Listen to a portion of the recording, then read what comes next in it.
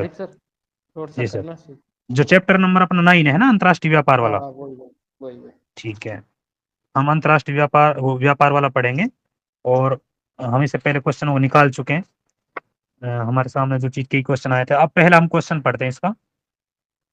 निम्नलिखित कथनों पर, अच्छा पेज नंबर बता दिया सबको, 194 हम्म। है ना, जो पीडीएफ के 194 है, और वैसा आपने कल भी पढ़ा है तो आपको पता है उस चीज का। ये कहता है निम्नलिखित कथनों पर विचार कीजिए कि विभिन्न राष्ट्रों के बीच जो है राष्ट्रीय सीमाओं के आर पार वस्तुओं और सेवाओं का आदान प्रदान करना अंतर्राष्ट्रीय व्यापार कहलाता है।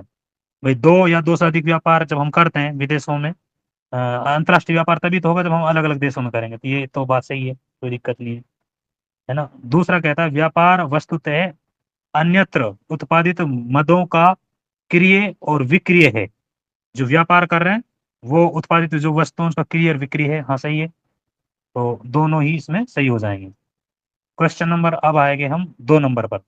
ये कहता है कि व्यापार व शुल्क के लिए जो जो सामान्य समझौता है वो गेट, उसके संबंध में निम्नलिखित कथनों पर विचार कीजिए।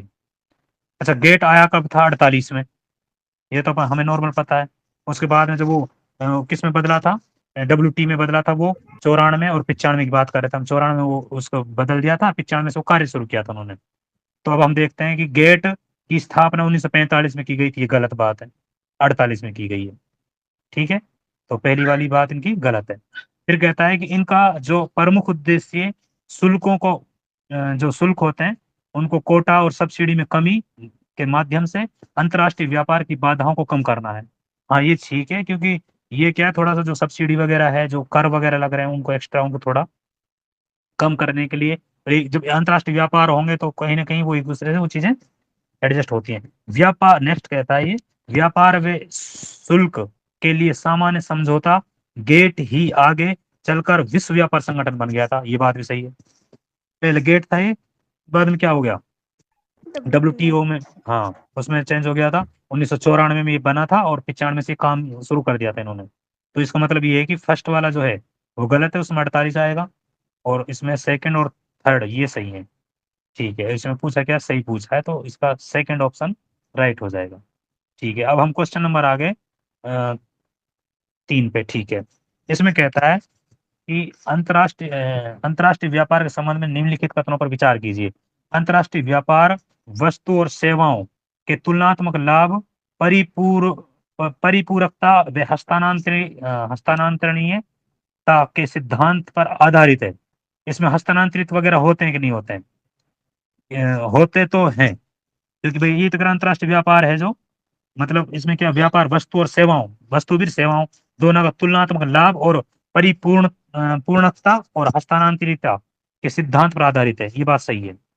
आगे नेक्स्ट कहता है अंतर्राष्ट्रीय व्यापार उत्पादन में निम्नीकरण का परिणाम है। निम्नीकरण का तो नहीं होना चाहिए, ये गलत है। व्यापार कर रहे हैं अगर हम, अंतर्राष्ट्रीय कर रहे हैं, तो निम्नीकरण से कोई मतलब नहीं, यहाँ तो क्या उच्च ही होगी चीजें, है ना। तो ये चीज गलत है, इसका मतलब पूछा क्या है इसमें, उपयुक्त में से कौन सा कथन सही नहीं है, तो सेकंड सही नहीं है। ठीक है सर, बी आंसर आ जाएगा। क्योंकि जब भी हम अलग अलग देशों से व्यापार करते हैं तो निम्नीकरण का कोई मतलब नहीं, वहाँ उच्च जो भी चीजें चाहे हम कई चीजों को पहले पढ़ के आए हैं, वो चीजें उच्च होंगी, निम्न नहीं होंगी। आगे कहता है क्वेश्चन नंबर। निम्न का जी। मतलब है, निम्न का हम्म। मतलब है घाटे का सौदा। हम्म। तो व्यापार करते ही क्यों है हम? व्यापार इसीलिए तो करते हैं ना कि प्रॉफिट हो। वो तो बाद की स्थिति है कि हमें घाटे का सौदा हो जाता है, परंतु व्यापार निम्नीकरण के लिए या घाटे के सौदे के लिए नहीं किया जाता। व्यापार किया जाता है लाभ कमाने के लिए। तो ये कह रहा है तो इस कारण से वो गलत हो गया नहीं। जी, अब क्वेश्चन नंबर हम पढ़ेंगे, 4 नंबर क्वेश्चन है। ये कहता है कि नीचे दिए गए आधारों में से कौन से अंतर्राष्ट्रीय व्यापार के आधार हैं। अंतर्राष्ट्रीय व्यापार की बता रहा है कि आधार कौन कौन से हैं। ये कह रहा है कि राष्ट्रीय संसाधनों में भिन्नता होनी चाहिए। भाई राष्ट्रीयों में अगर एक दूसरे में भिन्नता नहीं होगी तो हमें फिर किसी चीज की, सामान की जरूरत नहीं पड़ेगी, और सेम ही सबके पास होगा। तो जैसे कोई चीज हमारे पास नहीं है तो हम वो चीजें दूसरे देश से मंगवा लेंगे, और अगर जो हमारे पास एक्स्ट्रा है जो किसी के पास नहीं, वो उसको मंगवा लेगा। तो अंतर्राष्ट्रीय व्यापार में भिन्नता जरूरी है ना, ये ठीक है। दूसरा कहता है कि जनसंख्या का जो कारक है ये भी जरूरी है। अगर जनसंख्या जहाँ ज्यादा है उस चीज, कोई भी चीज की वो मांग ज्यादा होगी, है ना, उस हिसाब से ये भी जरूरी है। मतलब अंतर्राष्ट्रीय व्यापार को ये जो आधार है। फिर कह रहा है कि आर्थिक विकास की प्रावधान, ये भी जरूरी है। आर्थिक विकास। और आगे कहता है विदेश निवेश की सीमा, जब हम विदेशी व्यापार वगैरह करते हैं उसमें निवेश वगैरह कोई भी चीज़ करते हैं तो उसकी भी एक सीमा भी रहती है।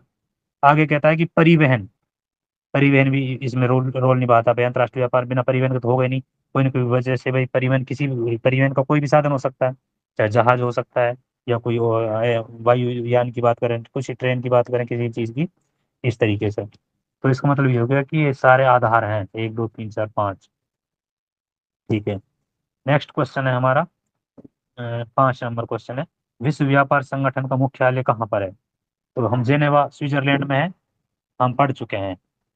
तो ये आप देख लोगे कि विश्व व्यापार संगठन में स्विट्जरलैंड में है, जेनेवा शहर में है। और जब ये बताता है कि एक व्याख्या में कुछ दे रखा है कि 19 जुलाई 2016 को तक 164 देश थे, और 164 ही मुझे लगता है अभी भी नहीं है, शायद अभी चेंज नहीं हुए करंट में। और जब लास्ट में देख लेंगे, मैंने जब तक अभी तक पढ़ा था कुछ टाइम पहले, तो उस टाइम भी बात हुई थी 164 ही। निम्नलिखित कथनों पर विचार कीजिए। क्वेश्चन नंबर 6 को पढ़ रहे हैं हम, कि निम्नलिखित कथनों पर विचार कीजिए। पहला जो ऑप्शन है वो कहता है कि व्यापार की गई वस्तुओं का वास्तविक तौल परिमाण कहलाता है। भाई जो वास्तविक तौल है वो क्या कहलाता है? परिमाण कहलाता है। ये बात सही है भाई, वास्तविक तौल है उसको उसे परिमाण के रूप में कहता है। दूसरा कहता है वर्तमान समय में विश्व व्यापार का अधिकांश प्राथमिक क्षेत्र के आधिपत्य में है। यानी कि वर्तमान समय में जो विश्व व्यापार है वो अधिकांश प्राथमिक क्षेत्र में ही आधिपत्य है, उसके अलावा और नहीं हो सकता क्या? गलत है, गलत हाँ तो ये तो गलत है। हाँ भाई, और ये करा अधिकांश है मतलब सब ज्यादा नहीं, ये तो गलत है, क्योंकि व्यापार तो सब चीजों का हो रहा है। ठीक है, ये गलत है। तीसरा कह रहा है लागत की दृष्टि से नहीं, वरन भिन्न भिन्न कारणों से अलग अलग कीमत की किसी वस्तु को दो देशों में बिक्री करने की प्रथा डंप, वो वाली जो बात कर रहे थे ना, मूल्य को कम कर देते थे अलग अलग देशों के हिसाब से, तो वो डंप वाला ये भी ठीक है। मतलब हाँ, एक बॉक्स में दे रखा था एनसीईआरटी में, डंप करना। जब हम किसी वस्तु को, जैसे मैंने चाइना का भी उदाहरण दिया था हमने, कि वो जैसे किसी देश से प्रतिस्पर्धा करनी है या कोई और भी कारण हो सकता है, तो वो जानबूझकर वो उसमें लागत मूल्य को नहीं देखते हुए वो जानबूझकर उसमें क्या कर देंगे, मूल्य में कमी कर देंगे, ताकि जो सामने वाला कॉम्पिटिटिव है वो क्या ऑटोमेटिक उस टाइम के लिए वो मतलब भाई हो जाएगा उसका काम। और जब वो हो जाएगा फिर अपने चाहे मूल्य की कुछ भी रखो। और यही चीज होती है आजकल, देखते हैं हम। तो उस हिसाब से ये चीज देख लिया। इसमें सेकंड वाला गलत है और 1 और 3 हमारा सही है, तो इसमें सी आ जाएगा आंसर। क्वेश्चन नंबर हम पढ़ेंगे 7। ठीक है, 7 में क्या कहता है कि पहला जो ये से पूछ रहा सही कौन सा है, ये कहता है कि व्यापार संतुलन, संतुलन कब होगा? जब हम बात करें आयात निर्यात का आधार पे, है ना।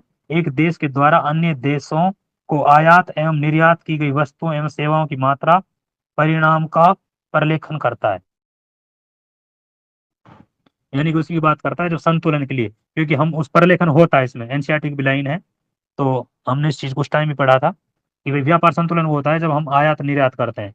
अगर हमारा आयात निर्यात बराबर है तो ठीक है, नहीं तो फिर ऋणात्मक धनात्मक भी हो सकता है। अगर हम ज्यादा आयात कर रहे हैं, आयात ज्यादा करें तो हमारा विदेशी जो पैसा वो ज्यादा चला गया हमारे पास, जो हमारे पास थोड़ा बहुत भी था, तो वो क्या है फिर हमारा ऋणात्मक हो जाएगा। और अगर हम निर्यात ज्यादा कर रहे हैं फिर वो धनात्मक हमारा व्यापार हो जाएगा उस तरीके से। तो ये जो फर्स्ट लाइन है ये ठीक है। कहता है नेक्स्ट कहता है यदि किसी देश के निर्यात का मूल्य आयात के मूल्य से की तुलना में कम है, मतलब निर्यात कम है, ये कह रहा है। यदि किसी देश के निर्यात का मूल्य आयात के मूल्य की तुलना में कम है, मतलब निर्यात क्या है, कम है, मतलब वो अपने देश से मतलब जो निर्यात हो रहा है वो कम हो रहा है, आयात ज्यादा हो रहा है। तो आयात ज्यादा हो रहा है तो हमारे पास से पैसा ज्यादा चला जाएगा विदेशी, और हमने आयात बहुत कुछ मंगवा लिया, तो ऋणात्मक होना चाहिए। तो देश का व्यापार संतुलन धनात्मक अथवा अनुकूल होगा। अगर हम क्या कर रहे हैं, निर्यात हमारा क्या है, कम है, आयात ज्यादा है, तो ऋणात्मक वो होगा, मतलब धनात्मक नहीं होगा, ऋणात्मक ही होगा, क्योंकि हमारे पास से क्या हो गया, विदेशी पैसा ज्यादा जाएगा, है ना, आयात ज्यादा कर रहे हैं हम, तो ये ऋणात्मक में आएगा, इसका मतलब ये गलत है। आगे कहता है कि ऋणात्मक संतुलन का अर्थ है किसी देश वस्तुओं के क्रय पर विक्रय से अर्जित की गई आय की अपेक्षा अधिक व्यय करता है। किस पर? ये कह रहा है कि अर्थ है कि देश वस्तुओं के क्रय पर विक्रय से अर्जित की गई, व्यापार ने कोई चीज बेची, विक्रय से अर्जित की गई आय की अपेक्षा अधिक है क्रय शक्ति। एक बार थोड़ा सा यार ये भी थोड़ा माइंड में कोई दोबारा देखता हूँ इसको। ऋणात्मक संतुलन है क्या? हाँ ज्यादा हो रहा है ना भाई। किसी देश की वस्तुओं के क्रय पर विक्रय से अर्जित की गई, विक्रय से अर्जित जो की गई हमारे पास मान ले पैसे जितना है, आय की अपेक्षा अधिक व्यय ज्यादा हो रहा है क्रय पर, हाँ तो तो ज्यादा घाटा हो रहा सही है, है फिर इस ऋणात्मक तरीके ही से। तो है। फिर तो ऋणात्मक ऋणात्मक बता ही रहा हुआ है, सर। हाँ ऋणात्मक ही बता रहा ऋणात्मक ही मैं। हुआ सर। ये तो सही है हाँ भाई, मतलब हाँ ऋणात्मक है, ठीक, गलत से हाँ मेरा ठीक, मतलब ऋणात्मक। हाँ ठीक है कोई दिक्कत नहीं। सेकंड गलत था ये, मतलब इसका मोटा मोटा कहने का मतलब ये है कि क्रय शक्ति पर, मतलब विक्रय में तो हमारे पास पैसा आएगा, हम कोई चीज को बेचेंगे किसी देश के लिए विक्रय तो, लेकिन क्रय पे ज्यादा खर्च हो रहा है। क्रय मतलब हम कोई चीज खरीद रहे हैं, तो वही बात होगी जब हम क्रय ज्यादा कर रहे हैं, मतलब हमारी क्रय शक्ति ज्यादा, मतलब हम खरीद ज्यादा रहे हैं तो हमारे पास पैसा जा रहा है, तो ऋणात्मक में आ जाएगा, जिसकी पहले हम बात कर रहे थे वही है। तो फर्स्ट और थर्ड इसमें सही है, और जो है सेकंड वाला वो गलत है। ठीक है, क्वेश्चन नंबर पढ़ेंगे हम 8। ये कहता है कि द्विपार्श्विक व्यापार, भाई जब हम दो देशों के मध्य कर सकते हैं, बहुपार्श्विक मतलब बहुत सारे देशों के मध्य कर सकते हैं, उस तरीके से। दो व्यापार जब दो देशों के मध्य होता है द्विपार्श्विक व्यापार, बहुत से व्यापारिक क्षेत्र देशों के साथ किया जाता है। अब ये बताओ द्विपार्श्विक का मतलब दो, भाई ये नॉर्मल सी बात है, तो बहुत से देशों के बंधे नहीं होगा, ये दो की बात कर रहा है। और बहुपार्श्विक होगा तो फिर बहुत सारे के मध्य होगा, दो इसका से मतलब ये ज्यादा तो होगा। गलत है। हाँ ये गलत है। इसका मतलब भाई दो से ज्यादा हो गया तो बहुपार्श्विक आ जाएगा, दो का मतलब द्वि, तो द्वि का दो देशों का ही होना चाहिए, इसमें गलत दे रखा आगे। ठीक है, सेकंड लाइन कहता है कि व्यापार के लिए अर्थव्यवस्थाओं को खोलने का कार्य मुक्त व्यापार अथवा व्यापार उदारीकरण के रूप में जाना जाता है। ये कह रहा है कि जो व्यापार में जो उदारीकरण है ना, वो अर्थव्यवस्था को खोलने का, मुक्त ये जो बता रहे हैं मुक्त व्यापार करते हैं, ये इसका कारण है, बिल्कुल सही बात है। उदारीकरण का मतलब क्या होता है? हम तीन चीज पढ़ते हैं, एक तो निजीकरण, एक वैश्वीकरण, और एक उदारीकरण। निजीकरण में तो हम देखते हैं कि भाई सारी चीजें निजी हाथ में चली जाती हैं, ज्यादातर चीजें है ना। फिर हम पढ़ते हैं वैश्वीकरण, वैश्वीकरण का मतलब है जब पूरे विश्व के साथ कोई चीज हम मतलब करते हैं, तो जैसे दो या दो से अधिक देशों के मध्य हमने व्यापार किया या कोई भी चीज की, तो जब दो या दो से अधिक देश आपस में अर्थव्यवस्थाओं जुड़ जाती हैं किसी ना किसी कारण से, लेन देन के माध्यम से, तो विश्व जुड़ रहा है, तो वो वैश्वीकरण हो गया। उदारीकरण का मतलब हो गया थोड़ा उदार हो गए, जैसे हमने किसी चीज पे ज्यादा टैक्स लगा रखा था, आयात पे या निर्यात पे, तो फिर उसको हमने क्या उदार कर दिया, थोड़ा सा मतलब स्थिरता दे दी हमने, तो उसको कहते हैं उदारीकरण, है ना। उस तरीके से ये बात कह रहा है, तो ये चीज ठीक है। आगे कहता है कि घरेलू उत्पादों एवं सेवाओं में प्रतिस्पर्धा करने के लिए व्यापार उदारीकरण सभी स्थानों से वस्तु और सेवाओं के लिए अनुमति प्रदान करता है। भाई उदारीकरण ही तो अनुमति प्रदान करता है, उदारीकरण के साथ से जो प्रतिस्पर्धा के लिए, तो ये भी लाइन ठीक है। तो इसमें जो फर्स्ट वाली थी वो गलत है, पूछा क्या है इसमें सही नहीं है, एक गलत, मतलब एक सही नहीं है, बाकी सब सही है, दो और तीन सही है हमारी इसमें। ठीक है, ये आप समझ गए, द्विपार्श्विक और बहुपार्श्विक जो है था वो इस वजह से था। अब हम आगे 9 नंबर क्वेश्चन पे, विश्व व्यापार संगठन के संदर्भ में कथनों पर विचार कीजिए। 1948 में गेट को विश्व व्यापार संगठन में रूपांतरित कर दिया गया था। 1948 से गेट को, 48 से मतलब 48 में किया गया है कि नहीं किया भाई? ये तो 94 और 95 बता रहे हैं हम, 48 में थोड़ी किया गया है, तो ये तो गलत होना चाहिए। 48 में भाई WTO में रूपांतरित नहीं हुआ, ऐसा कह सकते हैं। गेट उसमें तो रूपांतरित हुआ है, लेकिन डेट दे रखी इस हिसाब से गलत है। ये है विश्वव्यापी जो है, विश्वव्यापी जो है व्यापार तंत्र के लिए नियमों को हाँ करता है भाई, विश्वव्यापी जो जितने भी नियम वगैरह बनाता है उस तरीके से, तो क्या है ये सही है। ये तो व्यापार के लिए ये तो बनाता है, जो भी एक दूसरे से जो देश व्यापार करते हैं तो नियम वगैरह, हाँ, नियमावली वगैरह, ठीक है। नियम बनाता है और दूसरे ठीक देशों है, को पालन भी करवाता है उनसे। हाँ। आगे कहता है विश्व व्यापार संगठन दूरसंचार और बैंकिंग जैसी सेवाओं को अपने कार्यों में सम्मिलित नहीं करता। जबकि ये चीज तो देखो नॉर्मल टेक्नोलॉजी तो होनी चाहिए, मेरे हिसाब से कोई दिक्कत नहीं है, तो टेक्नोलॉजी के बिना तो काम कैसे चलेगा विश्व व्यापार संगठन, विश्व एक दूसरे से कैसे जुड़ेंगे? तो फिर ये भी गलत है इसका मतलब। तो फिर मतलब एक सेकंड ही सही है इसमें, पूछ क्या रहा है इसमें, उपयुक्त में से कौन सा कथन सही नहीं है? तो भाई वन और थर्ड ही सही नहीं है, सेकंड थर्ड है ओनली, मतलब सेकंड ही सही है। क्योंकि हम बात कर रहे थे जो गेट था वो WTO में कब बदला है? 1994 में उसका गठन हुआ था, 95 में काम शुरू कर दिया, तो आपके सामने अगर 95 थे तो वो भी सही है ना। ठीक है, कोई दिक्कत नहीं। इसमें अब हम ज्यादातर ना नियमों से संबंधित काम करता है, बाकी ये बैंकिंग जैसी सुविधाओं को नहीं शामिल करता है। क्या करता है बैंकिंग जैसी को? सर बिना बैंकिंग सुविधा, जैसे टेक्नोलॉजी के बिना काम नहीं चल सकता आज के टाइम से, नहीं, कोई भी हो। टेक्नोलॉजी तो है, पैसे का तो लेन देन नहीं करवाता ना किन्हीं देशों से। सूचना तो ठीक है, दूरसंचार वगैरह तो ठीक है, बैंकिंग फिर किसको कहे? भाई जब व्यापार की विनोद सर, नियमावली वगैरह। जी हाँ सर। जी, हाँ जी। वो पीडीएफ दोबारा भेजना, मुझे नहीं मिला जी, कहाँ से करवा रहे हो? इसी में है सर, 4-5 बार ही भेजा हुआ है। करना, मैं टैग करता हूँ। ठीक है।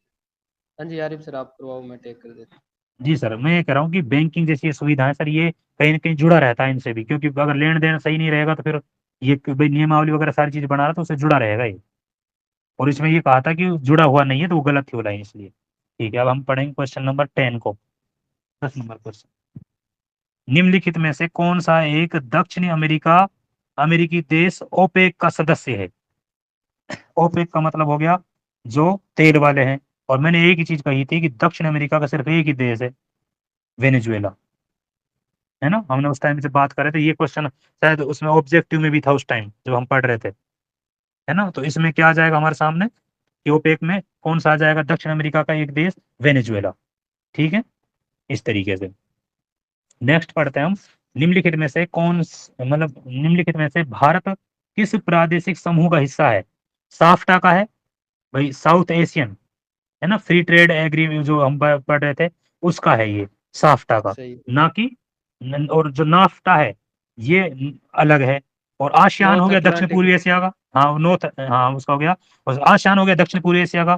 सीआईएस वाला जो कॉमनवेल्थ वाला पढ़ रहे थे हम, जो 12 देश बता रहे थे जो उससे अलग हुए थे रूस वगैरह से, है ना। नाफ्टा हो गया नॉर्थ वाला, नॉर्थ अमेरिकन वाला। हम्म, ठीक है, तो इसका मतलब हमें क्या बताना, भारत, हमारा भारत होगा शाफ्टा में। ठीक है। और हम्म, साफ्टा की जो फुल फॉर्म है वो एग्रीमेंट है लास्ट में, ये थोड़ा सा देख लेना, एग्रीमेंट ही होगा मेरे हिसाब से, साउथ एशियन फ्री ज्यादा। Trade agreement. हम्म, एक बार इसमें नीचे लिख रहा हो गया, एरिया लिख रहा है इसमें तो, लेकिन एरिया तो नहीं है मेरे हिसाब से, एग्रीमेंट ही होना चाहिए। एक बार आपके पास अगर कोई नोट्स वगैरह या कोई चीज़ हो, एक बार देख के थोड़ा सा, क्योंकि फुल फॉर्म क्या है, इस बहाने से याद हो जाएंगे। आगे का तो नहीं पता, लेकिन सारे, ये नहीं जितने भी साफ्टा नाफ्टा जितने भी है ना, उसमें ए का मतलब एग्रीमेंट ही है, परंतु इसमें कई बार क्या होता है, कुलदीप सर ने भी तो ये लिखवाया, agreement on south Asia free हाँ, क्योंकि ट्रेड मुझे एग्रीमेंट याद आ रहा है। आ तो रहा है। सर ने एरिया भी लिखवाया है और इसके अलावा ये भी लिखवाया है, एग्रीमेंट भी लिखवाया है।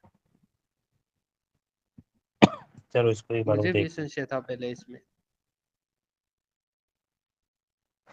ठीक है, अब हम आगे नेक्स्ट पढ़ेंगे क्वेश्चन नंबर 12।